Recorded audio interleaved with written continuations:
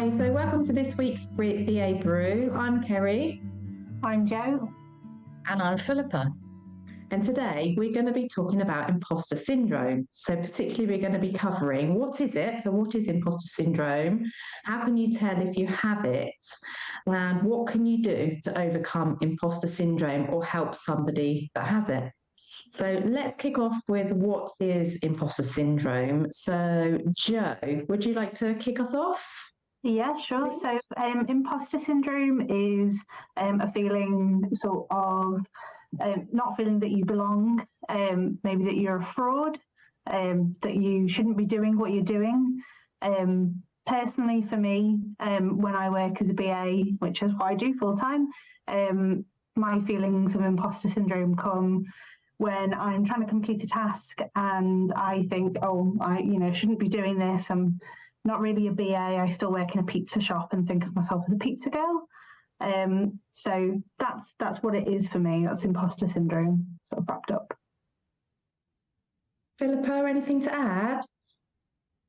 Yes, I think imposter syndrome can manifest itself in many ways. Jo, you just talked about in your head you're still a pizza girl rather than a highly knowledgeable and skilled business analyst. For me, it manifests itself when I'm called on to do some public speaking. And I moved into IT from a degree in English. And I spent a long time in that unconscious incompetence box in the learning cycle. I felt I have no idea what's going on. And it took me a while to get to the point where I was confident. And that kind of feeling as sort of, it stayed with me as my career has progressed. And I spent over 20 years in IT. Despite the qualifications, etc. But when I'm called upon to do some public speaking on a topic that really I know, and I know it backwards, but I just feel I'm going to be exposed as a fraud, and it can send me into deep anxiety attacks. And I had a horrible experience at a conference once, which I won't go into now. But yeah, that was a real wake-up call for me that I needed to do something about this and manage it. Yeah, I think public speaking, I think that's going to be resonate with quite a lot of people, because I think it's a hard thing to do, isn't it, to stand up, even though you know your content inside out, to stand up in front of a group of people is, a big thing. Absolutely, yeah. Absolutely. Yeah. And funnily enough, my talk at that time was about emotional intelligence and the amygdala hijack, which is where your brain goes into survival mode. And we had a technology problem, and it absolutely threw me. And my brain went into survival mode. I forgot everything I was going to say. And imposter syndrome, I think, fulfills the same kind of function for us. It's a protective mechanism. So I don't know what people sort of feel about that. Definitely. I think it's quite ironic that even today, so never mind public speaking, I'm sat in the comfort of my own home. I was feeling quite nervous about coming on to this session to talk about imposter syndrome, my experiences of it, and feeling I don't really know why I've been invited and have I got anything of merit to say. And it is a very protective emotion, sort of protects you and keeps you in your comfort zone, that feeling of not wanting to step outside and challenge yourself. It can be really prohibitive on it and keep you from getting onto new experiences. And funny, reflecting back on my comment saying I feel like a pizza girl, I think every step of my journey's got me to where I am. I've been in IT for about 8 years. And I've been a travel agent, I've worked in retail, I've done lots of different things. And I think all of my experiences have made me the BA that I am today. So absolutely. I should keep that in check when checking my imposter. Yes, absolutely. I mean, I think self-doubt is quite normal, and it does, as you say, it's almost a protective mechanism because it buys us time to stop, pause, and think before we take any action. And, if there's some kind of wolf at your door, you might, rather than walking up to pat it and saying, oh, what a friendly, cuddly wolf, you pause, stop, pause and think. there's a bit of doubt, then actually you'll probably choose to run away. So that's kind of, I think, the purpose of some of this self-doubt. As you say, we do need to keep it in check. And I think the issue for a lot of us is when we allow it to run away with us. Yeah, that's when panic or anxiety and panic can set in. And it can really derail you, I think, from a task or a meeting or whatever it is you've got coming up at work, which is unfortunate. When I was doing my prep for this, the point that you've just said, Philippa, came up. So having a little bit of self-doubt can be really good, can be really productive and give you that space to reflect and identify your improvement points. But too much of it is just going to stop you in your tracks and help prevent you from pushing yourself further. So I agree. Yeah, absolutely. Absolutely. So how could somebody tell if they've got imposter syndrome? Philippa, do you want to go first on this one? Yeah, so, I mean, speaking for myself is, and then reading the literature around imposter syndrome, I've done a lot of work over many years in the leadership development space. It's feelings of self-doubt, as we talked about, feeling that you're inadequate in some way for the role that you've possibly been promoted into, even though somebody's had confidence in you to actually give you that promotion, and you've maybe got a pay rise and a bit more status, more responsibility. Inside, somebody's telling you, probably yourself, you're not up to this job. And you sometimes feel, I think, you're only in that job or in that position because you've been lucky, not because of anything that you've done or achieved in the past. And I often find myself saying this, oh, yes, I was promoted to this because I was lucky, and, oh, I actually had a good boss, and you do tend to downplay your own achievements. And I think a lot of British people do tend to do that anyway. It's part of our culture.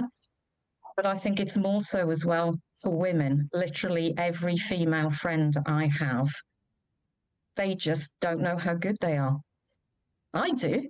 I think they're all brilliant in all their different and unique ways, but they don't see it. Can I just say, it is a coincidence. Imposter syndrome is. Yeah. Yeah, I was going to say that's coincidence. Obviously, we are all female on the call. That was we are. Purely coincidence today. Say anything else. Yeah. What's interesting, Kerry, like Jo as well, I know she's done some reading into this, is looking at the stats. Almost as many men as women admit to experiencing feelings that we diagnose as, or that we identify as imposter syndrome. It affects almost as many men as it does women. So it's not as gender specific, I think, as we've been led to believe. I don't know how you feel about that or what your experience is. I think it might be that just as women, we're more forthcoming in talking about our emotions, sort of as a general. I don't want to generalize completely there, but I think it's becoming more open and honest and in the workplace for men to express those feelings. So I think we'll probably see that balance being redressed. Certainly when I've put out literature on, or articles on the subject, I've had a lot of men from my network contact me and say that the feelings that I'd expressed resonated with them. So I definitely think it is more prevalent within the fairer side of the sex than we are led to believe. I think it's a universal feeling, really. Won't stay with everyone forever, but I think everybody feels it, especially the first time you're trying something or when you're new to a discipline. And it's interesting what you said is it doesn't always stay with someone. And in looking at some of the stats, there's a YouGov poll that they did in 2022, where they showed age is definitely a factor for some of the traits of imposter syndrome. So it's much more prevalent in the under 40s than it is in the over 55s. And that's true for both men and women, although gender, as I think we all agree, there is definitely a gender dimension to it. But age, probably, in looking at some of these stats, once you drill down behind the sort of top level, I think age is perhaps more influential on people's experiences of imposter syndrome than maybe we give it credit for. And then picking up, sorry, go on. No, go on. Please. I was going to say, one of the things I feel most, how I know that imposter syndrome is hitting for me, is doing a lot of benchmarking and comparing myself against my colleagues after the fact if I feel like something's gone wrong, making these assumptions that everybody else is fine and it's just me that feels this way. And as you were speaking there, I was sort of making the assumption as somebody of a certain age, surely all young people are really confident, they've got youth on their side and sort of not being weighed down with the mistakes that we all feel like we've made over the years. But that's just another symptom of imposter syndrome kicking in there, I think, and thinking, I know I'm in a bracket that everybody else is different from. So, yeah. Yeah, definitely. I do think age has a dimension to it. So I don't mind saying my age. I'm going to be 59 in a couple of months. And I found the feelings I've experienced of imposter syndrome has certainly diminished. They haven't gone. There are certain situations like public speaking where they're absolutely there still, but it's definitely diminished. But I'm interested to know if any experiences that you've maybe had in work have contributed to the sense of imposter syndrome. Earlier on in my career, when I had a fairly senior management role for the first time, I was invited by the MD to attend board meetings, as long as I didn't say anything. And there was myself and another senior manager who was also female and who was also invited and told the same thing. So I politely declined to attend that meeting. And when eventually, a few years later, I did get to the C-suite level, I was surrounded by people who were a lot older than me, all male. And it was like a gentleman's club that I was a guest at. And it was almost by invitation only, which didn't really help all those feelings like, I don't deserve to be here. Why did I get that promotion? I'm not good enough. I don't know as much as they do. I'm going to be found out. And I'm wondering if maybe you've or Kerry have had similar experiences in the workplace. Well, first of all, I'll just say that sounds awful, Philip. I'm really sorry that you've experienced that. It was a while ago now. It was over 25 years ago, but it was, it was a surprise even then. I've never been in that sort of position myself. My experiences stem a lot from working on projects, maybe where there's a lot of ambiguity. And performing activities, whether it's facilitating workshops or just having sort of one-on-one conversations, and coming away thinking, I don't really know what's happened there. I use the phrase quite a lot. It feels like I'm speaking Japanese to a toddler because no one really knows what anybody else is saying or what we're trying to convey. And it's left me feeling like, oh, it must be me. I'm not asking the right type of questions, or maybe I'm not interpreting the answers in the way that they should be. And on reflection, and especially after speaking to other BAs in my practice, it's okay, no, maybe it isn't me. Maybe it's the situation, and that because of this ambiguity, we're not getting to the point, or we've not understood the purpose of what we're doing. So it's a lot of relating to that, I'd say. Yes. My first few requirements gathering workshops that I was in, I think I let my newness get to me as well. And definitely that thought of, oh, because I'm new, I don't know what I'm doing, rather than I'm doing this because I've been selected by a recruitment panel because I've got the skills to do the job. So yeah, that angel and devil feeling as well on my shoulders. That's probably a lot where mine will come from. Yeah, mine's similar to that, Jo. It's when you've got the skills, particularly being a business analyst, you've got the skills and you're going into the requirements workshop for like the first, second, third time and you're facilitating. And you've got like a few people that are questioning why you're doing something or what you're doing. You always think in your head, why am I doing this? It really makes you think, even though you know the answer, sometimes it can just make you sort of hesitate to think, have I got the right end of the stick on this particular point or not? And I think it is that self-doubt that I think we've spoken quite a lot about today, that just puts in your mind. Yeah.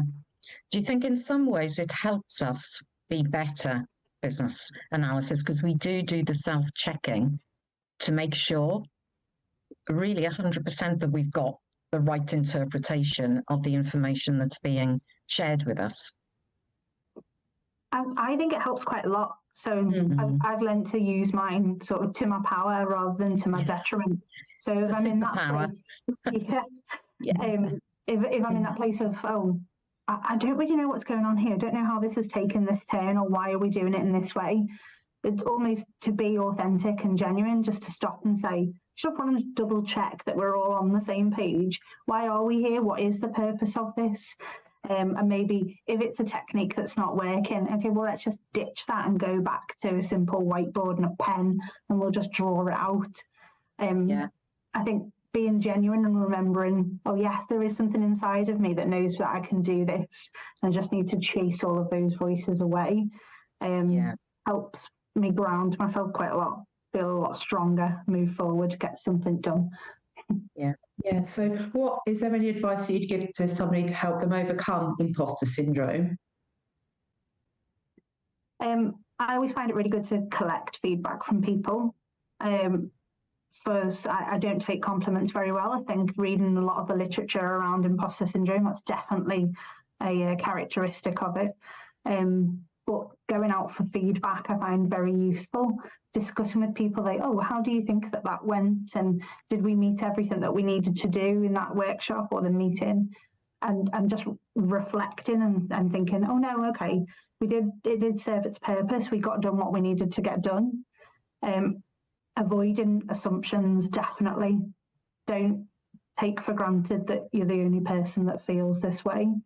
Sort of flipping between apps at the end of a meeting to try and get something done afterwards is a very common symptom that I find. My other top tip, without taking over, would be just be kind to yourself. I think a little bit of kindness goes a long way. We'd never talk to other people the way we talk to ourselves, and sort of stopping, taking a couple of minutes, having a cup of tea. Other beverages are available, obviously. It can be a real lifesaver some days. Don't let it just nosedive after one thing that's happened. So, very quickly, they're my top tips.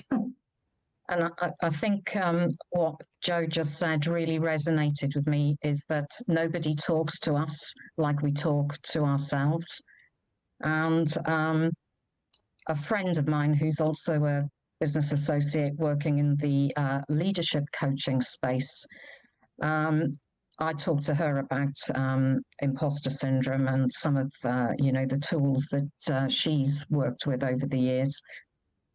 And she talked about we need to tune into our internal radio station, which is babbling away below the surface 24/7, reinforcing all the negative ideas that we have about ourselves and our own competencies or incompetencies. She calls it a particular name. She's given her internal radio station a name, which I won't say, but it begins with S, ends with T, and there's an H and I in the middle, FM.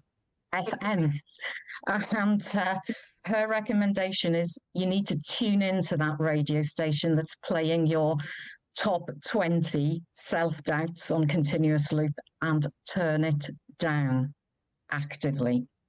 And I thought that was interesting. And she's also given her inner critic a character and a name. I think it's called, her inner critic is a female called Claire for some weird reason. Apologies to all the Claires out there.